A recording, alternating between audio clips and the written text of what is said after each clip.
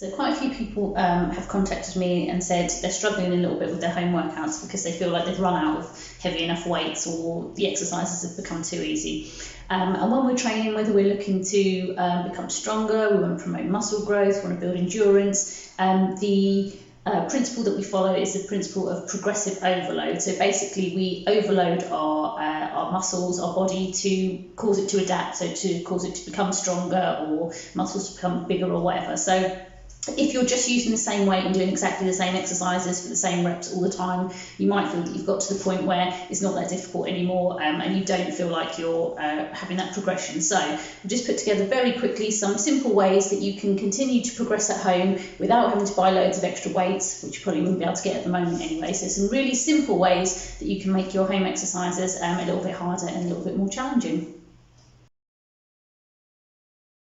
So really simple and quite obvious. The first one is to increase the amount of reps you're doing. So you can either do it by literally doing more reps per set. So if you've been doing 10 lots of squats, you're finding that easy and not challenging anymore, you can do more reps per set. So you might do 12 to 15, for example. Or another way to do it is just add another set on. So if you've been doing 2 sets, you could do 3. If you've been doing 3 sets, you could do 4. So yeah, nice and simple, just increase the reps. That's not necessarily going to work for everything, it depends what you're working towards. If you're increasing the reps and you're up to 30 reps and you're still not finding it challenging, then you probably need to change the exercise or apply one of the other techniques that I'm going to tell you. But nice and simple, just do more reps. So method 2 is to slow the tempo of the exercise. So we don't slow the whole exercise usually, we slow what we call the eccentric part of the exercise, which is the lowering phase. So in a squat, for example, your eccentric is the down. Okay, and this is called your concentric. So if your normal squat is down and up, 1 and 1, to make it more challenging, we're going to slow down the lowering. So you might go down for 3. 3, 2, 1 and up. Okay, so that's with your squat. You can do the same with any other exercise. So push-ups, when you're going down into your push-up rather than down and up, we might go 3, 2, 1 and up. If you're doing something like a chin-up, pull yourself up, down for 3, 2, 1 and up. And again, things like side raise, up, 3, 2, 1 and up. So that way you can stick with the same amount of reps, but you'll find 10 reps of the slower squats or the slower side raises will feel a lot harder than your down for 1, up for 1. Okay, so number 3, you can add in a pause. So again, we'll just take the example of squats because it's an easy one. Instead of down and up, you could go down and hold it for maybe 3 seconds and come up.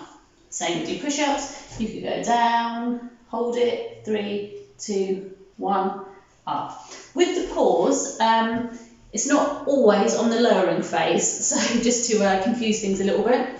So for things like squats and push-ups where you do physically lower your body, then we're going to pause at the bottom of the movement.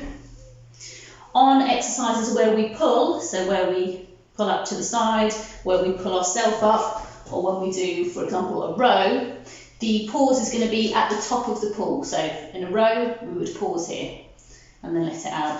Side raise, pause here, down, and again chin up, for example, pause at the top and then let it down. All right, so, and if you want to work extra hard, you could combine the slow lowering phase, which we just talked about, with the pause. So we could go 3, 2, 1, hold it for 3, 2, 1, up for 1, or again, so up, we could hold 3, 2, 1, down for 3, 2, 1. So, and again, it's going to make it feel a lot harder. You don't have to work in threes, it's just a number I've grabbed out of the air. Experiment with the hold, with the pause to see what works for you.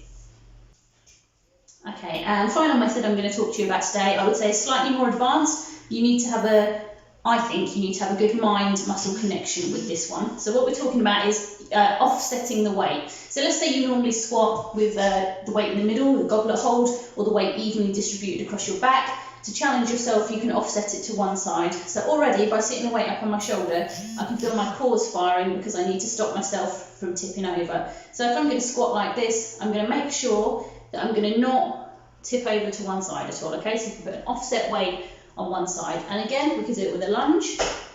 The main thing when you're offsetting a weight is to make sure that you stay level, okay? So squats and lunges, things like that, you can offset it. A row, we quite often do a row just with one arm anyway. So if you want to really challenge yourself with a row, for example, you could elevate it. So you can be up on a bench, you can be in this kind of position, so you're really going to have to brace your core, concentrate on the movement. Okay, so there's a lot going on here. But by offsetting the weight and adding an element of instability, that's another way you can make your exercises more difficult. So hopefully those are useful tips. If there are any particular exercises that you're struggling with, you're not sure how to make them a bit harder or how to progress them, comment or drop me a message and I'll happily do a little video for you. So I hope those are useful.